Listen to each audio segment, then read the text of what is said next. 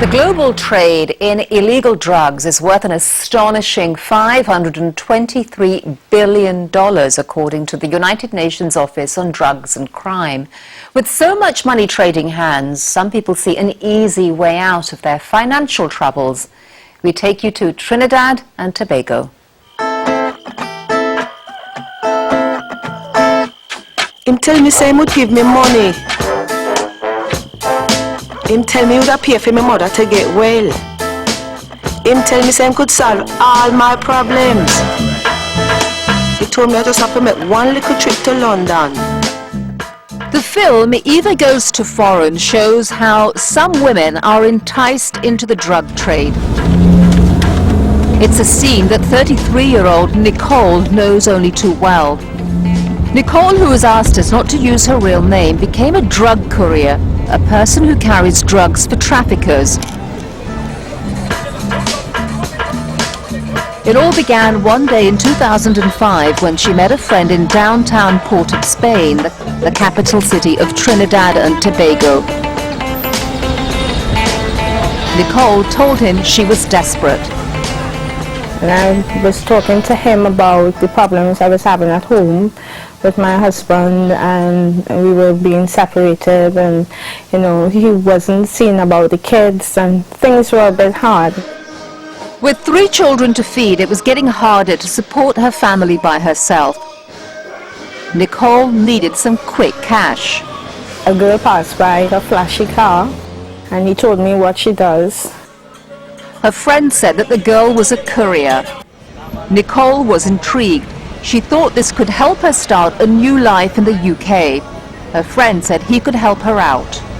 He introduced me to his friends, and they told me to carry 1 kilo of cocaine, and they would give me some money. It wasn't much money, it was probably 500 US.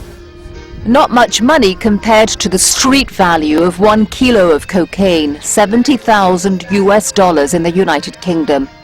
But for Nicole, every dollar counted. So why not carry it? And with that, Nicole became one of the many couriers in Trinidad and Tobago. The Twin Islands' strategic location makes it an ideal transshipment point for traffickers. According to the Caribbean Community and Common Market CARICOM, some 310 metric tons of cocaine transit the Caribbean to Europe every year. Almost half of that is seized by customs. But drug couriers keep trying. The dealers contacted Nicole 2 weeks after the initial rendezvous. They took her luggage and packed it. She collected it from them at the airport. Ticket in hand, Nicole attempted to smuggle what she thought was 1 kilo of cocaine into England. She was nervous. Her first hurdle was getting onto the plane, but Nicole got lucky. Went through this door? When we reached to the airport, we had 4 flights in one line. So they just took everybody and started to let them pass through. At that point, I didn't get checked. Nicole had managed to evade customs in Trinidad. But her luck ran out when she got to London. Immigration man stopped us and he said, "We believe that you have an illegal substance." They checked his suitcase. Instead of 1 kilo of cocaine, they found 4. Charged with narco-trafficking, Nicole was sentenced to 7 years in prison.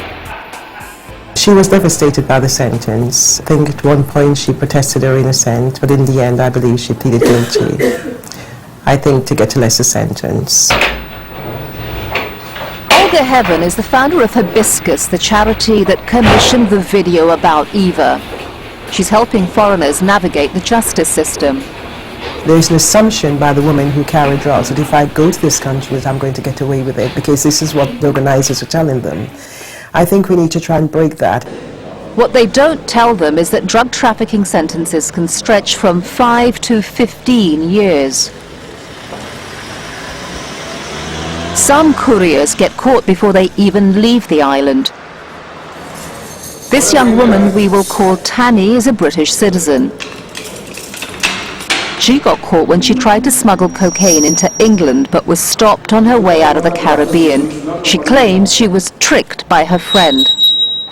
He asked me to take some chocolates, Trinidad and sweets, back to England for his friend. The police didn't buy her story. Tammy's friend coaxed her into swallowing dozens of cocaine pellets and to take some in her luggage. But before she set foot on the plane, police arrested her. She denied it was cocaine and insisted it was chocolate. He said to me, if this is really chocolate, you would bite it, right? And he asked me to bite it, so I bit it. After 5 minutes, I couldn't stand, so I almost fainted. And the police officers rushed me to the hospital. Tammy was lucky to survive. Others aren't as fortunate.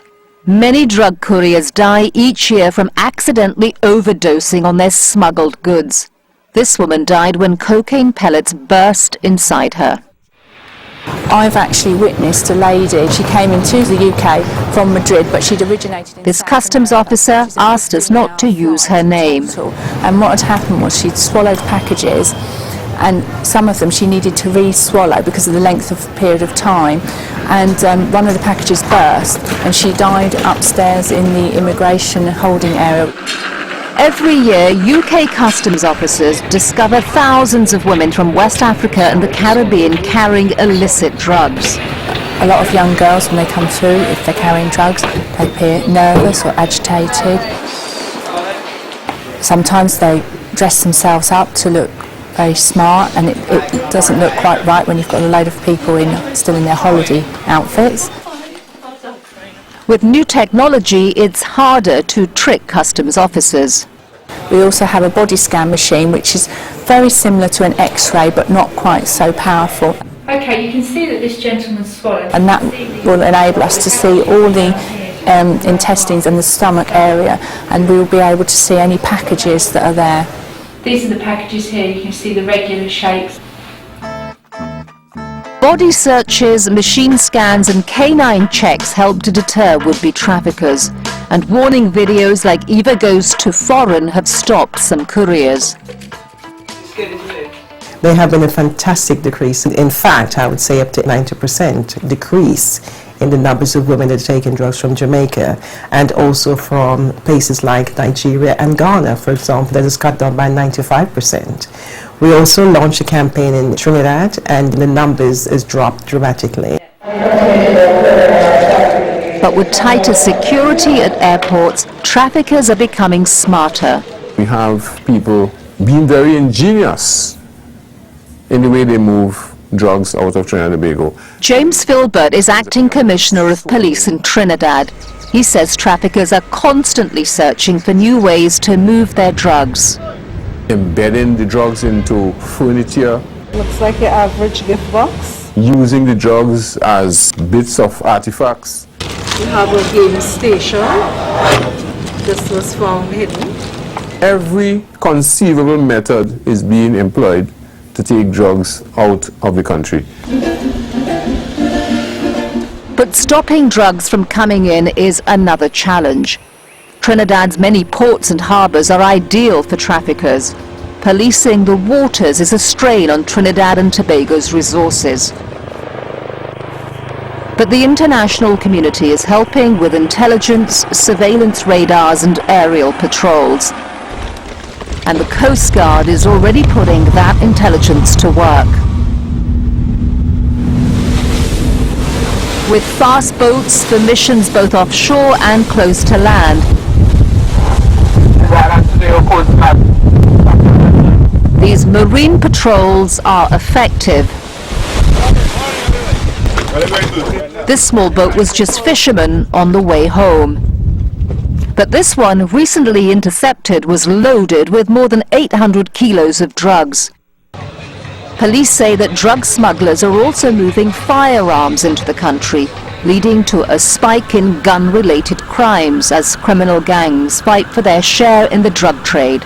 We can attribute a lot of the crimes to the fact that the drugs are present and drugs that are trafficked in Trinidad and Tobago. This is what we're talking about. Police are responding with heavily armed foot patrols in Port of Spain neighborhoods. Their constant presence is intended to reassure and protect the public. But the traffickers aren't giving up. The drug pushers are very, very strong in pursuing what they want done. People still come here, unsuspecting people who think that one trip can make them wealthy for the rest of their lives. For Nicole and Tammy, they learned the hard way. Tammy is serving a 5-year prison sentence while Nicole is out on parole. She is back with her family leading a quiet life. Nicole cautions anyone looking to make quick money from smuggling drugs to think twice. You might think you have the biggest problem and this is the only way. This is not the only way. You'll have more problems down the road.